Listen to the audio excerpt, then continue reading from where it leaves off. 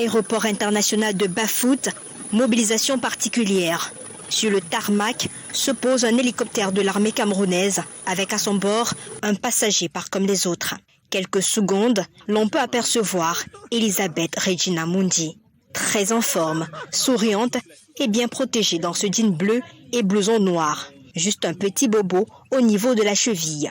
La sénatrice RDPC est accueillie par le gouverneur de la région du Nord-Ouest, les forces de défense et sa famille, surtout sa fille, qui fond en larmes en prenant sa mère dans ses bras.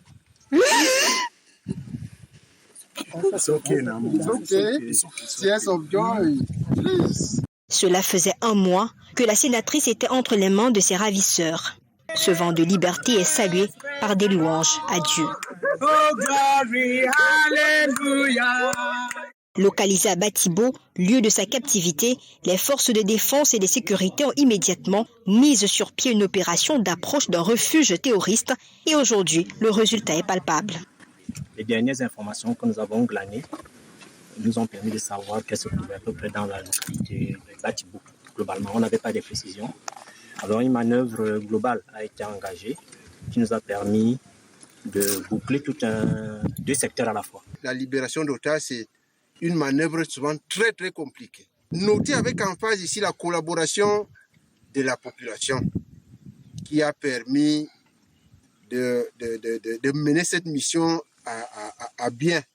C'est en larmes que la sénatrice dit merci à tous pour leurs prières et surtout des félicitations à l'armée camerounaise. En tant qu'enseignante et politicienne, je ne peux pas manquer de mots, mais il y a des moments où l'émotion prend le dessus. Je suis reconnaissante pour ma liberté, en commençant par la présidence de la République. Je remercie le chef de l'État, le gouverneur, les généraux, les forces de défense et de sécurité, tout le monde. L'histoire est longue. Je ne peux pas tout raconter ici, mais ce que j'ai vu en un mois, le Cameroun, la région est en guerre, vraiment en guerre. Et c'est vraiment très difficile pour les militaires. C'est pas facile sur le terrain. J'aurai le temps d'en dire plus. As they say in pidgin, story long. Nous avons beaucoup prié pour la libération de Maman Regina et la nouvelle est arrivée chez nous comme une victoire, un espoir parce que Dieu a répondu à nos prières. Et tout ce que nous souhaitons actuellement, c'est qu'elle soit en santé, qu'il n'y ait pas de soucis et qu'elle ait le temps de s'occuper de ses enfants et de ses petits-enfants.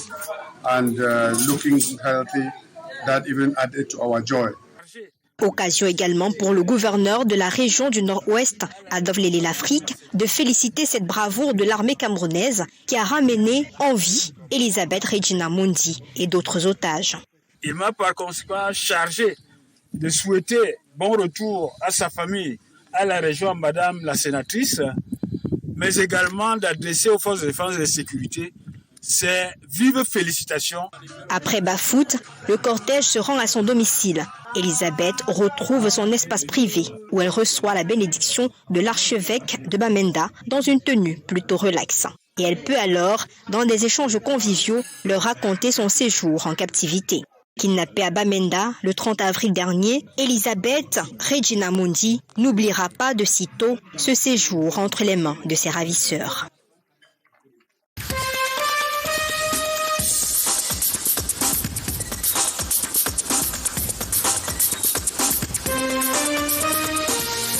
C'est emballé dans un sac et enfui dans ce buisson que le cadavre d'un nouveau-né a été découvert par des passants ce 30 mai au quartier Guétalé, à Kaélé, dans la région de l'extrême nord, Cameroun.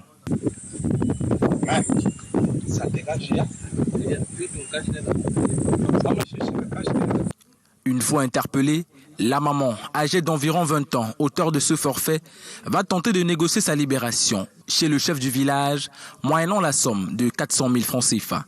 Selon les témoignages du voisinage, la coupable aurait réussi à cacher sa grossesse avec la complicité de sa maman et d'autres membres de sa famille. Ils ont d'ailleurs tous été interpellés et iront avec la jeune maman répondre de leurs actes devant la justice. La dépouille du nourrisson a été immédiatement transmise dans un centre hospitalier pour examen et inhumation.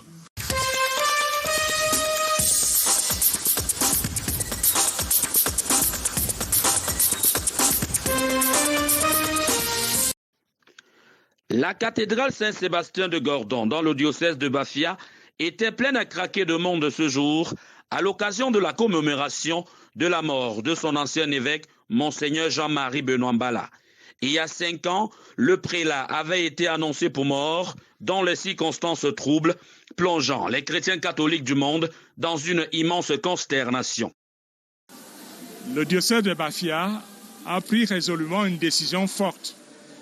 C'est que le 31 mai, ils se rassemblent et nous convoquent pour faire mémoire, pour perpétuer la mémoire. Et ça, c'est un geste très fort. Rappelons que c'était le 31 mai 2017 que la voiture de l'ancien évêque avait été retrouvée sur le pont des Bebda avec un message sur le siège « Je suis dans l'eau ». 5 ans après, les chrétiens catholiques du diocèse de Bafia se souviennent encore de lui comme si c'était hier. Et comme mon bon père, il a veillé sur les brebis que nous étions. Et moi, personnellement, j'ai eu la chance d'être une collaboratrice de ce grand homme.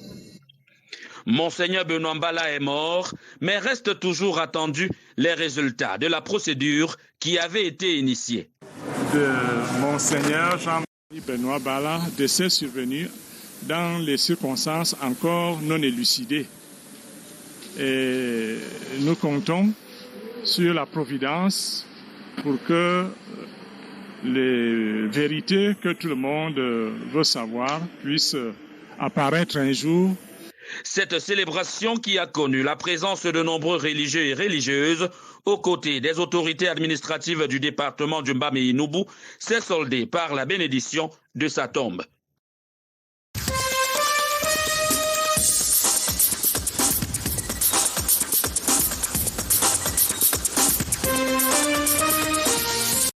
Ce sont au total 11 tonnes de semences améliorées qui sont mises à la disposition des coopératives par l'IRAD après réception. Des semences améliorées, dont 4 variétés, toutes résistantes et adaptées aux saisons.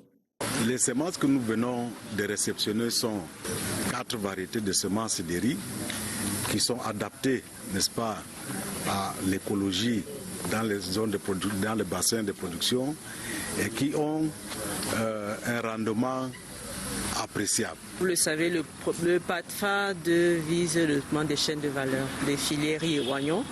Et dans le cadre ici, aujourd'hui, nous sommes là pour réceptionner la semence de base. Donc, nous pensons que si les multiplicateurs de semences utilisent ces semences bien, ils auront de bons résultats, non seulement en termes de quantité, mais aussi en qualité. La collaboration entre l'IRAD et le PADFAD du Minader ont permis de mettre sur pied ces semences améliorées. L'objectif est d'avoir un rendement appréciable. Les coopératives qui font dans la production des semences de riz vont pouvoir relever leur production. Ces semences, nous allons donc en faire bon usage pour que la prochaine fois, nous allons produire des semences améliorées et pour pouvoir booster la production de riz au Cameroun. On achète d'autres graines au marché et quand on cultive là, ça ne donne pas de bons résultats. Maintenant, on veut essayer cela pour voir la différence alors. Le Nerica, à travers ses 4 variétés, est résistante aux maladies et donne de bons résultats. Ces semences améliorées viennent appuyer à coup sûr la résilience des exploitations agricoles et des coopératives spécialisées.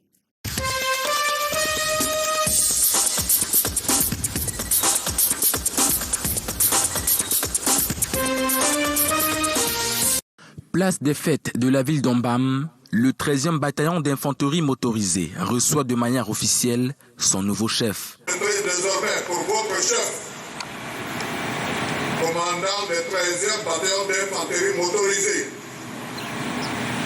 le chef de bataillon Dogwa, Dinga Henri Joël, ici présent.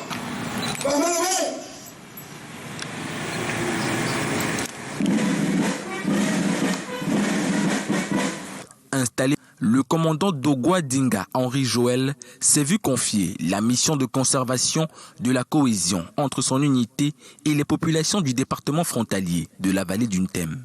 Un commandant d'un bataillon est à la frontière, forcément, il devient un diplomate malgré lui. Parce que tout incident à la frontière, il doit les gérer avec beaucoup de diplomatie, accompagné des autorités administratives qui sont sur place, et le plus souvent résoudre les incidents avec beaucoup de diplomatie. Précédemment commandant de la compagnie de Chang, il remplace à ce poste le colonel Esso Ewane Emmanuel, appelé à d'autres fonctions. Le nouveau chef de bataillon n'a pas manqué de féliciter sa hiérarchie pour la confiance en lui renouvelée. De joie et de gratitude envers le haut commandement militaire qui a bien voulu placer à ma modeste personne cette confiance. Nous ne faillerons pas, nous allons tout mettre en œuvre pour assurer la préservation de l'intégrité du territoire dans ce département de la vallée du Ntem. Cette cérémonie d'installation s'est clôturée par un défilé militaire.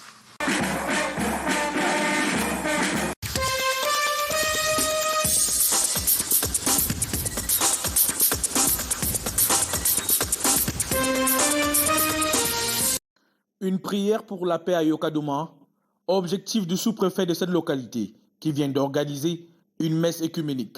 Nous avons pensé organiser une prière intercommunautaire, une prière interreligieuse avec tous les ministres de culte, indistinctement religieuse, je veux dire. Donc c'est ça qui nous a conduit aujourd'hui à cette prière pour la paix, pour l'union, l'unité des cœurs, l'entente, pour que l'unité se porte bien. La ville est depuis quelque temps en proie aux actes maléfiques. La sorcellerie, les accidents de circulation, des grèves et le phénomène de braconnage minent le climat social. Que depuis l'entame de cette année 2022, notre unité administrative fait face à un certain nombre de difficultés. Nous enregistrons des cas d'accidents de la route, nous enregistrons des mouvements d'humeur. C'est le cas dans notre mairie qui est fermée depuis plusieurs semaines déjà. La prière qui a réuni les ministres de culte et les chefs traditionnels va contribuer à ramener la paix. On ne peut pas avoir une ville que la mairie ne fonctionne pas. On ne peut pas avoir une ville où on n'a que des accidents. Une ville où, comme disait un de mes collègues pasteurs, où on ne peut pas corriger un élève parce qu'il dit « je suis sorcier, on ne peut rien me faire ». Le fait de prier, c'est la clé qui ouvre toutes les portes. On veut vraiment la paix. On veut que toutes les choses doivent marcher. Et surtout, le pratique de la sorcellerie dans le département de Bumba et Ngobo. Il faut que ça cesse. Au sortir de cette rencontre, résolution a été prise de se réunir tous les 3 mois pour la prière afin de faire régner la paix dans la ville de Yokadouma.